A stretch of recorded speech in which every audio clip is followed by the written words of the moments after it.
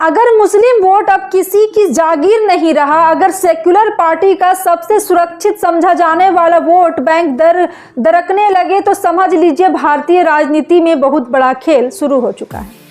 ये सवाल आज सिर्फ एक नेता का नहीं, ये सवाल है कांग्रेस, समाजवादी पार्टी, आरजेडी, तृणमूल कांग्रेस, सबके लिए।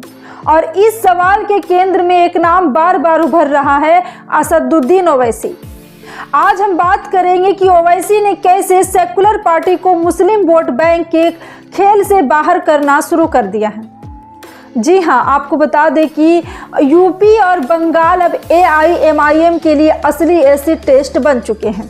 ध्यान से सुनिए, क्योंकि ये सिर्फ चुनावी गणित नहीं है, ये सत्ता, सिस्टम और सियासत के दोहरे चेहरे की कहानी है। महाराष्ट्र से उठी आंधी, महाराष्ट्र के नगर निगम चुनाव, कोई विधानसभा नहीं, कोई लोकसभा नहीं, फिर भी दिल्ली से लखनऊ तक हलचल क्यों है? क्योंकि एआईएमआईएम ने वहां वो किया जिसकी उम्मीद खुद पार्टी को भी नहीं थी। मुंबई हो, औरंगाबाद हो, मालेगांव हो या नांदेड़, एआईएमआईएम ने सीटें बढ़ाई, वोट शेयर बढ़ाया और सबसे बड़ी बात, सीधा सीधा उन पार्टियों के वोट काटे जो खुद को मुस्लिम हितैषी बताती आई है। अब सवाल उठता है, क्या ये सिर्फ स्थानीय नाराजगी थी या फिर मुस्लिम मतदाता अब पुराने वादों से उब चुका है?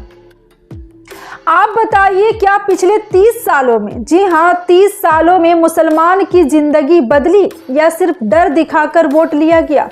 डर बनाम अधिकार की राजनीति। अब जरा राजनीति की भाषा समझ लीजिए, क्योंकि अब तक का फॉर्मूला बड़ा सीधा था, बीजेपी आएगी तो खतरा है इसलिए हमें वोट दो। लेकिन ओवैसी ने इस फॉर्मूले में एक सवाल जोड़ दिया कि हम तुम्हें वोट दे, बदले में हमें मिला क्या?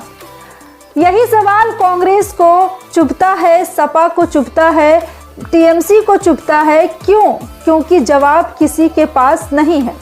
ओवैसी सीधा कहते हैं, ना शिक्षा में हिस्सेदारी बढ़ी, ना नौकरी में, ना सुरक्षा में, ना प्रतिनिधित्व में।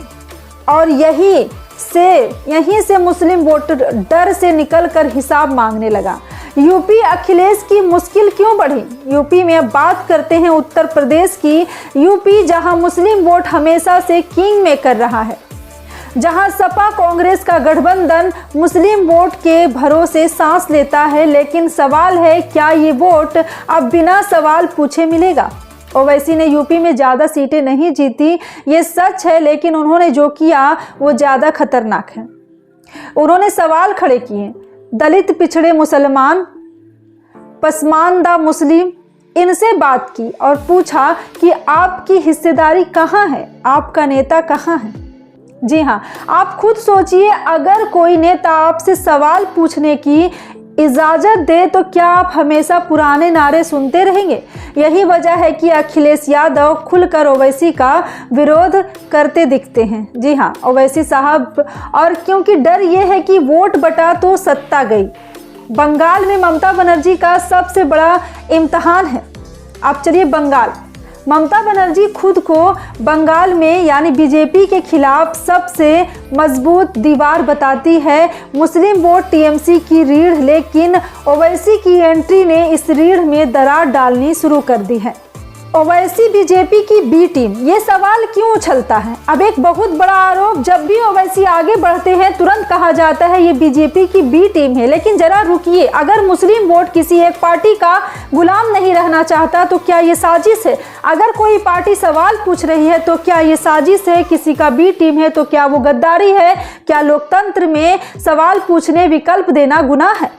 और सबसे अहम सवाल ये है कि अगर एमआईएम बीजेपी की बी टीम है तो सेकुलर पार्टियां आज तक मुसलमान को ए टीम क्यों नहीं बना पाई? बाकी पार्टियों का डर दिखाकर वोट मांगती है ओवैसी। अब फैसला जनता को करना है कि अगर आपको लगता है कि ये सवाल जरूरी है, अगर आप चाहते हैं कि हर वोट सिर्फ मजबूरी ना हो, तो वीडियो को लाइक कीजिए, ज़्यादा से ज़्यादा शेयर कीजिए और ऐसे ही सवालों वाली पत्रकारिता के लिए चैनल को सब्सक्राइब कीजिए, क्योंकि सवाल जिंदा रहेंगे तभी लोकतंत्र जिंदा रहेगा। जय हिंद।